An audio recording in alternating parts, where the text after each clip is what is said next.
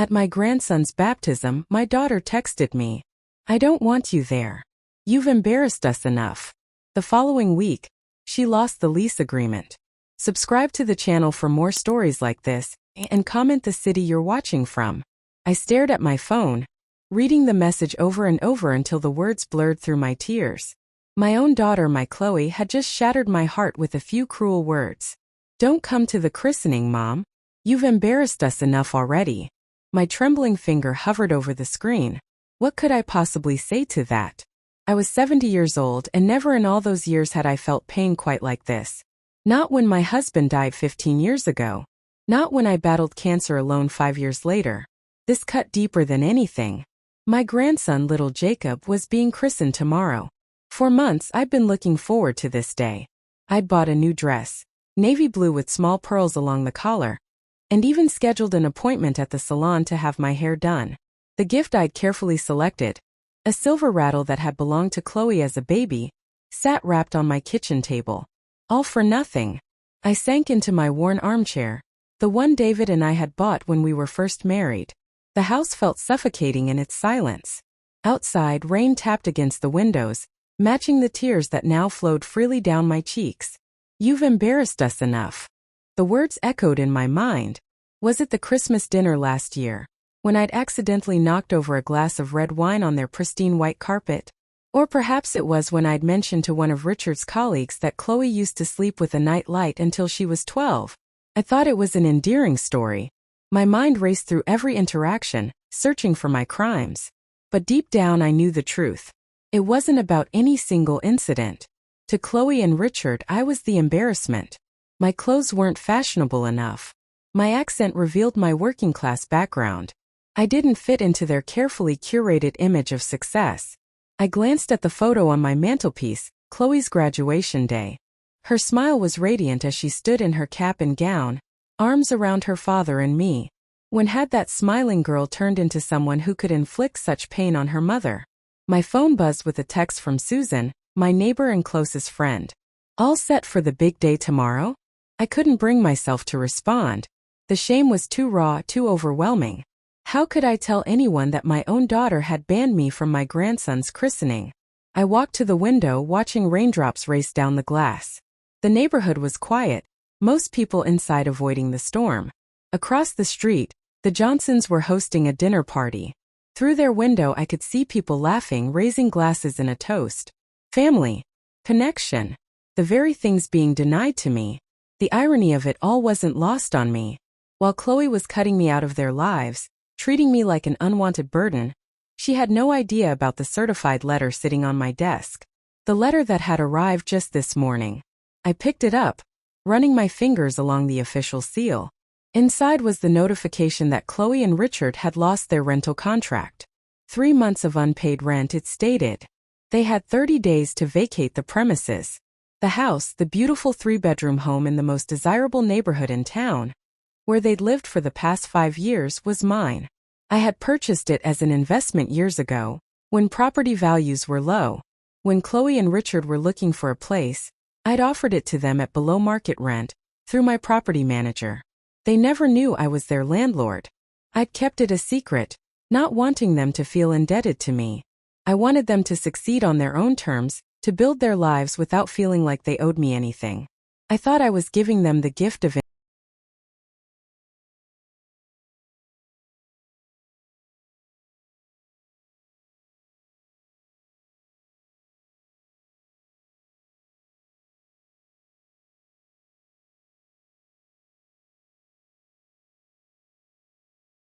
The words hadn't changed, but something inside me had. The hurt was still there. A deep ache in my chest, but alongside it was something new. A quiet resolve. For years I had accepted the subtle dismissals, the gradual pushing away. I'd smiled through their condescension, laughed off their insults disguised as jokes. I'd been the understanding mother, the accommodating one, never wanting to be a burden. But as the rain fell harder outside and the reality of tomorrow's exclusion settled in my bones, I made a decision. No more. I wouldn't beg for their love anymore. I wouldn't quietly accept being erased from my grandson's life. For the first time in years, I felt something beyond the hurt. I felt anger. The phone in my hand suddenly seemed heavier. I had a choice to make. A choice that would change everything. Morning came and with it the christening I wouldn't attend. I sat at my kitchen table, nursing a cup of tea that had long gone cold, staring at the wrapped silver rattle. Outside, the sky had cleared, as if mocking my stormy heart. I picked up my phone, scrolling through old photos of Chloe. Her first day of school, gap-toothed and grinning. Her high school graduation. The day she met Richard. Her eyes shining with what I mistook for love but now recognized as ambition. The property manager had called me yesterday after sending the eviction notice. 3 months of unpaid rent. Richard had always been so proud, boasting about his successful investments, his promotions at the firm. Chloe shared Instagram photos of their vacations, their home renovations, their perfect life. All while they couldn't or wouldn't pay their rent. I remembered the day I bought that house like it was yesterday. It was just after David died. The life insurance policy had paid out, and I needed to make smart decisions for my future. My financial advisor suggested real estate. This neighborhood is up and coming, he'd said. Property values will double in 10 years. He was right. The modest investment had grown substantially. When Chloe and Richard were looking for a place 5 years ago, it seemed like perfect timing. I arranged everything through my property manager, Sarah, who handled all communications with them. As far as they knew, they were renting from a faceless investment company. Are you sure you don't want to tell them? Sarah had asked. No, I'd insisted. Chloe has always been so determined to make it on her own. I don't want them to feel like they owe me anything. What a fool I'd been. The doorbell rang, startling me from my thoughts. I wasn't expecting anyone. For a wild moment, I thought perhaps it was Chloe coming to apologize. It was Susan holding a casserole dish. I brought lasagna, she said, stepping inside without waiting for an invitation. We'd been neighbors for 20 years. Such formalities had long been abandoned. I'm not hungry, I said, but she was already heading to the kitchen. You didn't answer my text about the christening. She set the dish down and turned to face me. What's wrong? The concern in her eyes broke something in me. The story spilled out. Chloe's message, the eviction notice, everything. Susan's eyes widened.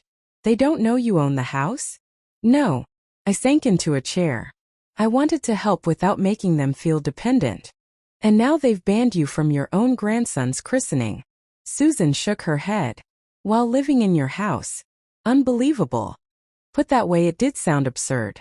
A small hysterical laugh escaped me. What are you going to do? Susan asked. I don't know. But even as I said it, I realized that wasn't true.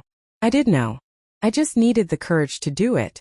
Susan reached across the table and squeezed my hand. Whatever you decide, I'm here for you. After she left, I called Sarah. I want to meet with them, I said. As their landlord. Are you sure? Sarah asked. I can handle this. I'm sure. Set it up for tomorrow. I spent the rest of the day looking through old photo albums, tracing the path that had led us here. There was Chloe on her 16th birthday, already pulling away from me.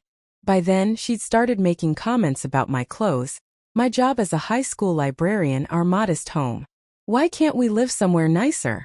She'd asked once, after visiting a friend in a sprawling house with a pool. This is what we can afford, I told her. Your father and I are putting money away for your college fund. She'd rolled her eyes. Everyone else's parents managed to save for college and live in nice houses. That had hurt, but I'd brushed it aside. Teenagers could be cruel without meaning to be. But the pattern continued into her adulthood. Every achievement of mine was minimized. Every success of hers magnified. When she met Richard at 25, I'd hoped he would be good for her. Instead, he'd encouraged her worst tendencies. Her materialism. Her social climbing. Her embarrassment of her roots, of me. The day wore on. I imagined the christening taking place without me. The photos that would never include me. The memories I wouldn't be part of. My grandson, growing up without knowing how much his grandmother loved him. My phone buzzed with a notification. Chloe had posted photos of the christening on Instagram. I scrolled through them, my heart aching. There was little Jacob in his christening gown, Chloe and Richard beaming beside him. Richard's parents, both tall, elegant, dripping with old money, stood proudly next to them. No sign of me, of course. Not even a mention in the caption about Jacob's other grandmother. I had been erased completely. I set the phone down, a cold resolve settling over me. Tomorrow everything would change. Tomorrow I would stop being the doormat they walked all over. The phone rang, startling me. It was Sarah. Meeting is set for tomorrow at 2 p.m. at their house, she said. I told them the property owner wants to discuss their situation personally. Did they seem concerned? I asked. Richard was defensive. Said there must be some mistake, that they've always paid on time. A lie, of course. The bank records showed otherwise. Thank you, Sarah. I'll take it from here. As I hung up, I felt a strange calm. For years, I'd let Chloe and Richard dictate the terms of our relationship. I'd accepted less and less, grateful for whatever scraps of attention they threw my way. No more. Tomorrow they would learn exactly who owned the roof over their heads. And then we would have a long overdue conversation about respect, gratitude, and what it truly means to be family. Sleep eluded me that night. I tossed and turned, my mind racing with what I would say to Chloe and Richard. By dawn I was sitting at my kitchen table, nursing a cup of tea and watching the sun rise over the neighborhood I'd called home for 40 years. I dressed carefully for the meeting. A simple navy dress, pearl earrings David had given me for our 30th anniversary, low heels. I wanted to look dignified, not desperate. Professional, not wounded. I rehearsed what I would say, how I would say it. This wasn't about revenge. It was about respect. At 1:45, I pulled into their driveway, my driveway technically. The house looked immaculate from the outside. Fresh paint, manicured lawn, carefully pruned rose bushes. All maintained with money they apparently didn't have. Sarah was already there, waiting in her car. She stepped out when she saw me arrive. Are you sure about this? She asked, concern etched on her face.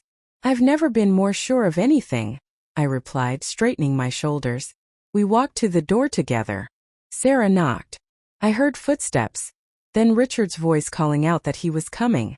When he opened the door, the surprise on his face at seeing me standing beside Sarah was almost comical. Pamela. His eyes darted between Sarah and me, confusion written all over his face. What are you doing here? May we come in? I asked, my voice steadier than I expected. Richard hesitated, then stepped aside. Of course, though I'm not sure why you're here. We're expecting the property owner. Sarah and I exchanged glances. That's why I'm here, Richard, I said, walking past him into the foyer. I am the property owner. The silence that followed was deafening. Richard's mouth opened and closed like a fish out of water. Before he could respond, Chloe appeared from the kitchen, little Jacob on her hip. Mom! Her voice was sharp with surprise. What are you doing here? And why are you with Sarah? I looked at my daughter, really looked at her. She was beautiful, dressed in an expensive blouse and tailored pants, her hair perfectly styled. But there was something hard in her eyes that hadn't been there when she was younger. Something cold. Let's sit down, I suggested. We have some things to discuss. Chloe's eyes narrowed, but she led us to the living room. I'd only been in this house a handful of times, always as a guest, never as the owner. It struck me how little of me was reflected in the space. No photos, no gifts I'd given them over the years. It was as if they'd erased every trace of my existence. Richard and Chloe sat together on the sofa, Jacob squirming in Chloe's lap. Sarah and I took the armchairs opposite them. I'll get right to the point, I said. You've received notice that your rental contract is being terminated due to non-payment. Richard's face flushed. There's been a misunderstanding. We've always paid on time. No, Richard, you haven't, Sarah interjected, opening her folder. You're 3 months behind. We have the records right here. What does this have to do with you, Mom? Chloe asked, her voice tight with suspicion. I took a deep breath. I own this house, Chloe. I've owned it for 15 years. When you and Richard were looking for a place, I arranged for you to rent it through Sarah's company at below market value. The shock on their faces would have been satisfying if the whole situation weren't so sad. That's impossible, Richard sputtered. The owner is Highland Properties. Highland Properties is my holding company, I explained. I set it up on my financial advisor's recommendation when I invested your father's life insurance money. Chloe's face had drained of all color. You've been our landlord all this time? And you never told us. I wanted to help without making you feel indebted, I said. I thought I was doing the right thing. This is ridiculous, Richard snapped, standing up abruptly. You've been spying on us, checking up on our finances. I've done nothing of the sort, I cut in. Sarah handles all the management. I only stepped in when she informed me of the eviction notice. So what now? Chloe asked, her voice brittle. You're going to throw us out? Your own daughter and grandson. The manipulation was so transparent it almost made me laugh. Instead, I kept my voice level. That depends on you, I said. The financial arrangement can continue. You can stay in the house. But there will be conditions. Richard scoffed. Conditions? Who do you think you are? I'm the owner of this house, I said firmly. And I'm a woman who was told not to attend her own grandson's christening because I'm an embarrassment. Chloe at least had the grace to look uncomfortable. Jacob began to fuss in her arms, and she bounced him gently, avoiding my eyes. What conditions? Richard asked, his tone clipped. Respect, I said simply. I want to be a part of my grandson's life. I want to be treated with basic courtesy and kindness. No more exclusion from family events. No more cruel messages telling me I'm an embarrassment. So you're using the house to blackmail us into a relationship? Chloe's voice was incredulous. No, Chloe. I'm establishing boundaries. For years, I've accepted being pushed aside, being treated as if I'm something to be ashamed of. That ends today. Richard laughed, a harsh sound. And if we refuse your conditions? Then you have 30 days to find a new place to live, I said, my voice unwavering. And you'll pay the back rent you owe. They stared at me as if seeing me for the first time. Perhaps they were. For years, I'd been the accommodating mother, the understanding grandmother, accepting whatever scraps of attention they deigned to give me. That woman was gone. You wouldn't do that to your own family, Chloe said, but there was uncertainty in her voice. Wouldn't I? I asked quietly. You've shown me exactly how much family means to you, Chloe. A tense silence filled the room. Jacob's soft babbling was the only sound. I looked at my grandson, his innocent face unaware of the adult drama unfolding around him. Think about it, I said, standing up. You have until the end of the week to decide. 3 days passed without a word from Chloe or Richard. I tried to keep busy, volunteering at the library, having coffee with Susan, tending to my garden. But my mind constantly drifted to that confrontation in their living room. My living room, and the stunned expressions on their faces. On the 4th day, my phone rang. It was Chloe. Can we meet? Her voice was strained, lacking its usual confidence. To discuss your proposal. We arranged to meet at a small cafe downtown, neutral territory. When I arrived, Chloe was already there, sitting alone at a corner table. No Richard, no Jacob. She looked tired, the perfect image she usually maintained showing cracks around the edges. Thank you for coming, she said as I sat down across from her. Where's Richard? I asked.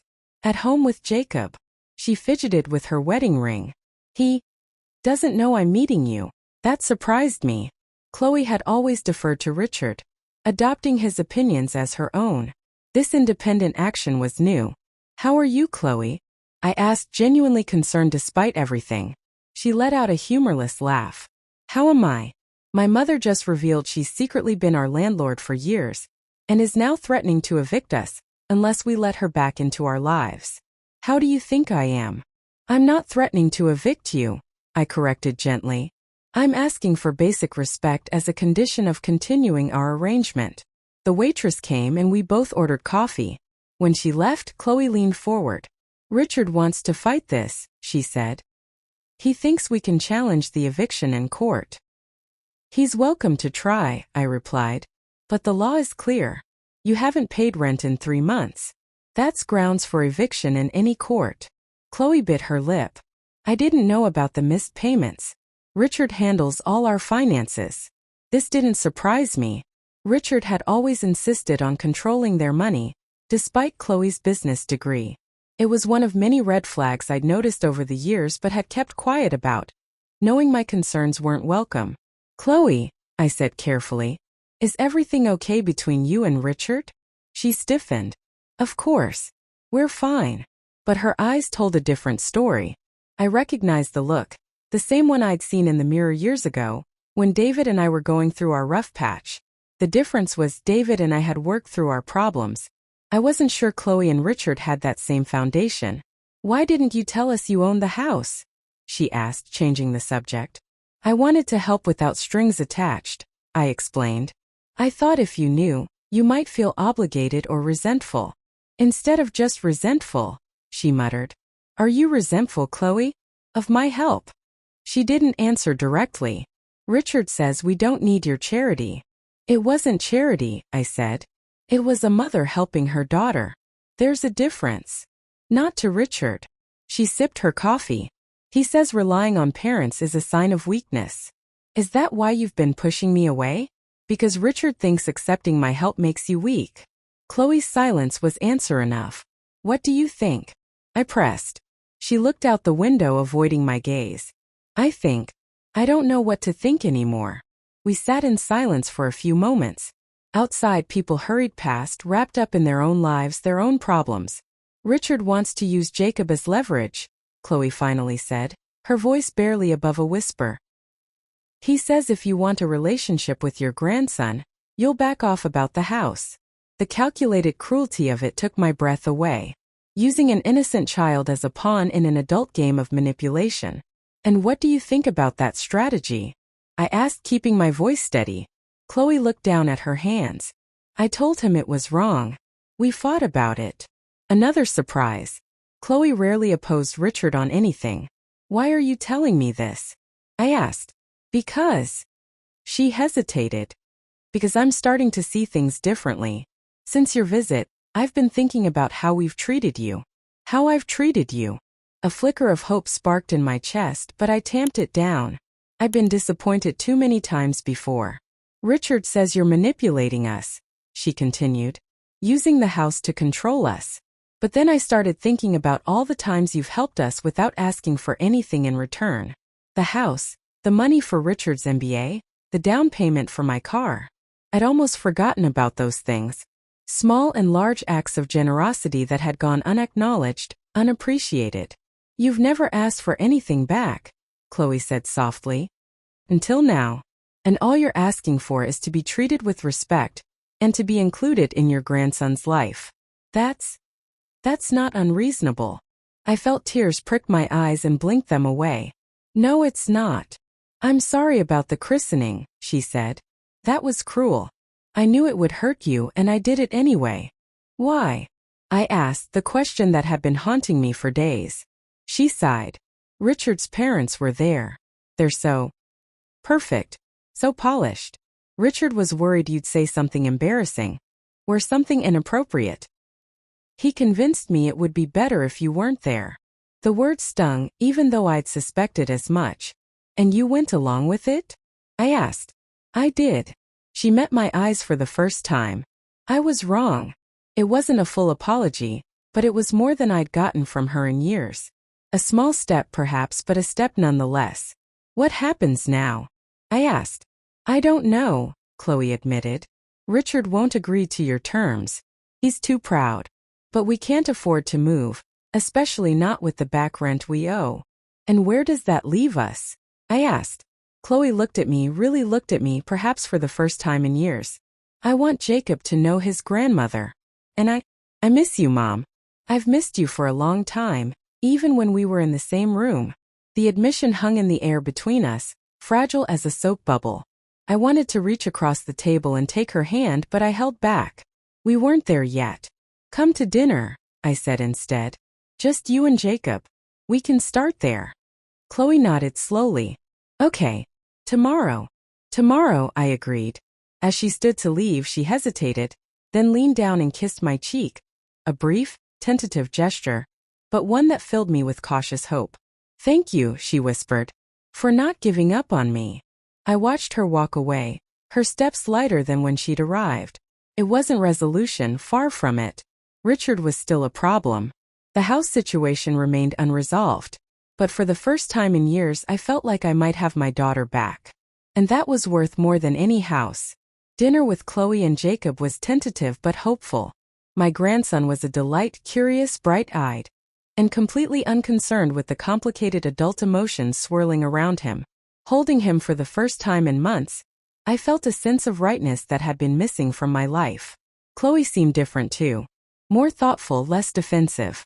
We didn't discuss Richard or the house situation, focusing instead on rebuilding our relationship one careful conversation at a time. "He looks like you," I said, bouncing Jacob on my knee. "That little dimple when he smiles." Chloe's expression softened. "Dad always said I got that from you." We shared a smile, remembering David. For a moment it felt like old times before status and appearances had created this chasm between us. After Chloe and Jacob left, I allowed myself to hope that perhaps we were turning a corner. Maybe we could find our way back to each other. But life rarely follows the path of least resistance. The next morning, Susan knocked on my door, her expression troubled. "Have you seen Facebook today?" she asked without preamble. "You know I barely use that thing," I replied, letting her in.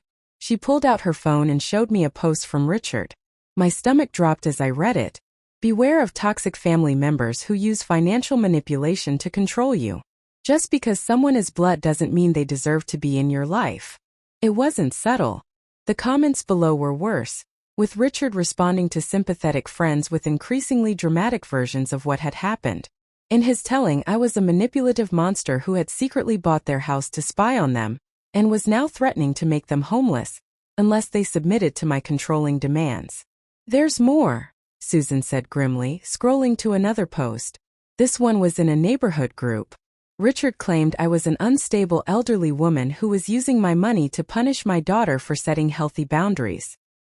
He warned neighbors to be careful around me. "He's trying to turn people against you," Susan said. "Create his own narrative before you can tell the truth." I felt sick. Chloe can't be okay with this. "Maybe she doesn't know," Susan suggested. "You said she seemed different at dinner." I hoped she was right. But doubts crept in. Had the dinner been a ploy? A way to pacify me while Richard mounted his offensive? Before I could ponder further, my phone rang. It was Sarah. "We have a problem," she said without greeting. "Richard's trying to file a lawsuit claiming you misrepresented yourself as a landlord, and that the rental contract is invalid." "That's ridiculous," I said. "The contract is with Highland Properties, not me personally." "It is ridiculous," Sarah agreed. "No lawyer worth their salt would take the case. But he's making noise, telling anyone who'll listen that you're trying to swindle them." I thanked her for the warning and hung up, my mind racing. Why was Richard escalating things? What was he hoping to gain? The answer came later that day in the form of a certified letter. It was from a law firm I didn't recognize.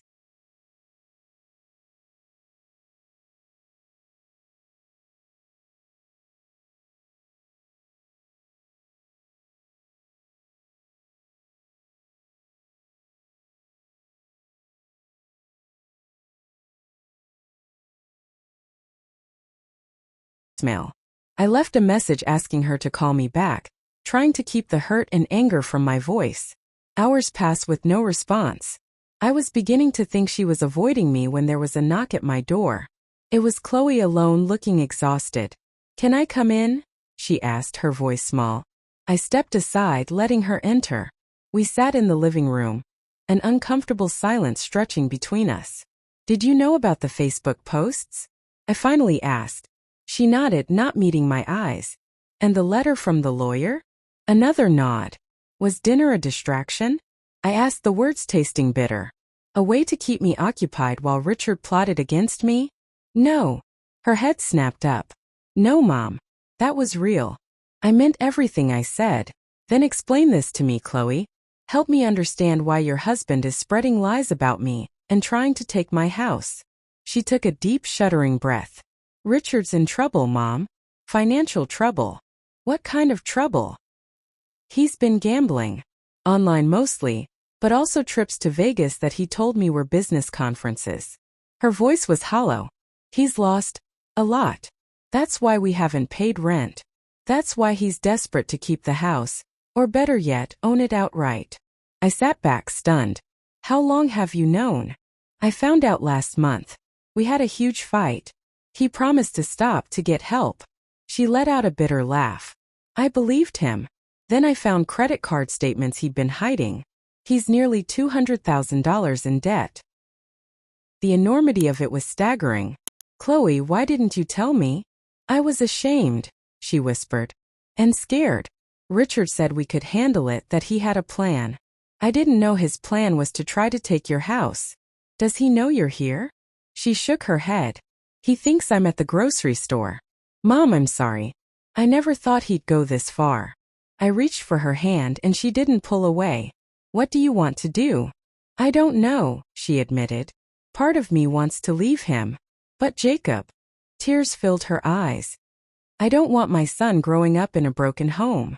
Sometimes, I said carefully, a broken home is better than an intact toxic one. She didn't respond, but I could see the conflict in her eyes. There's something else you should know, she said after a long pause.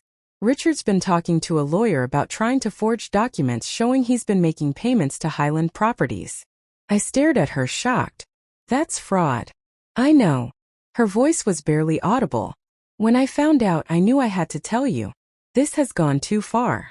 I squeezed her hand. Thank you for being honest with me. We sat in silence for a moment, the weight of everything bearing down on us. What happens now? Chloe finally asked. I took a deep breath. Now we fight back. The look of surprise on Chloe's face might have been comical under different circumstances. Richard needs to understand he can't bully his way out of this, I continued. And I think it's time everyone knew the truth. What are you going to do? Chloe asked, a hint of fear in her voice. I'm going to protect what's mine, I said firmly.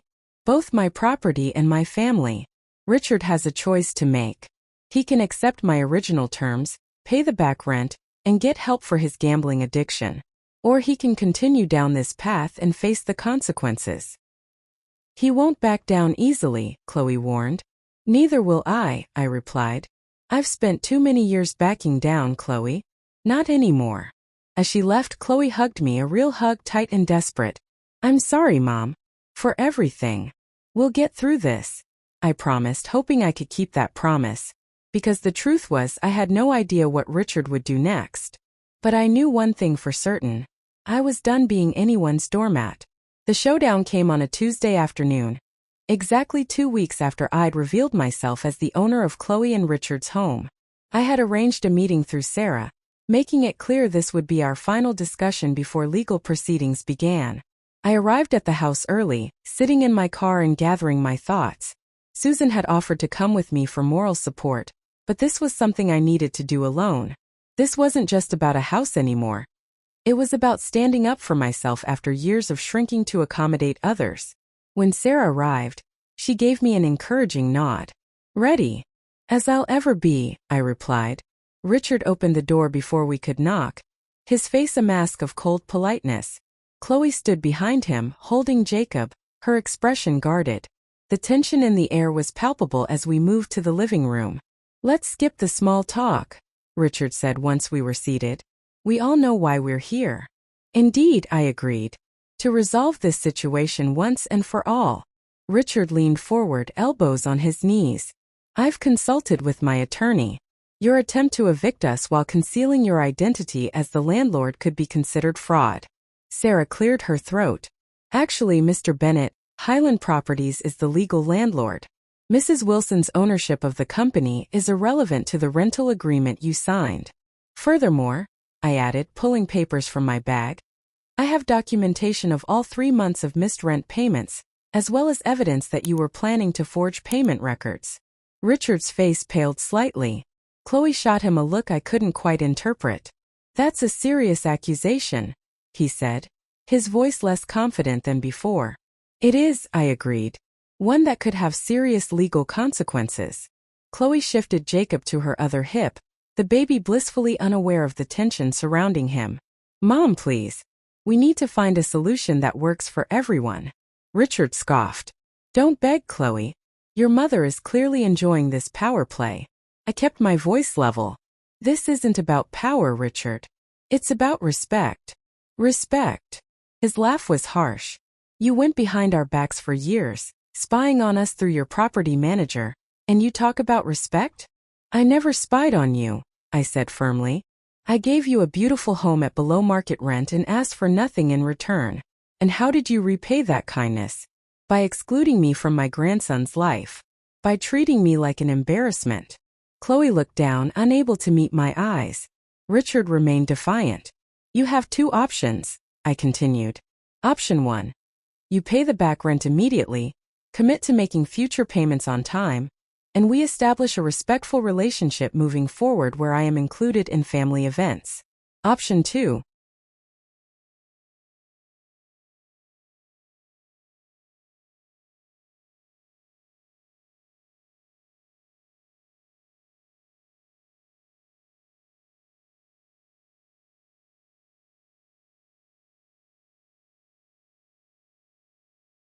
In hushed but intense voices. Richard's face grew increasingly red, while Chloe stood her ground, arms crossed. I bounced Jacob gently on my knee, smiling down at his curious face. Hello, sweet boy, I whispered. Grandma's missed you. After what seemed like an eternity, they returned. Richard looked defeated. Chloe's eyes were red-rimmed but determined.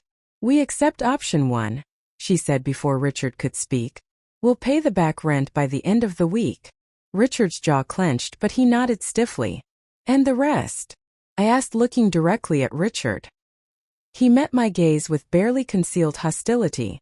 Fine. You'll be included in family events. His tone suggested this was a tremendous concession on his part. I might have once accepted such grudging agreement, grateful for any acknowledgement. Not anymore. I need more than that, Richard, I said firmly. I need genuine respect. Not just from Chloe but from you too. If that's not possible, perhaps option 2 would be better for everyone. Silence stretched between us. I could almost see Richard calculating his options, weighing his pride against the practical realities of their situation.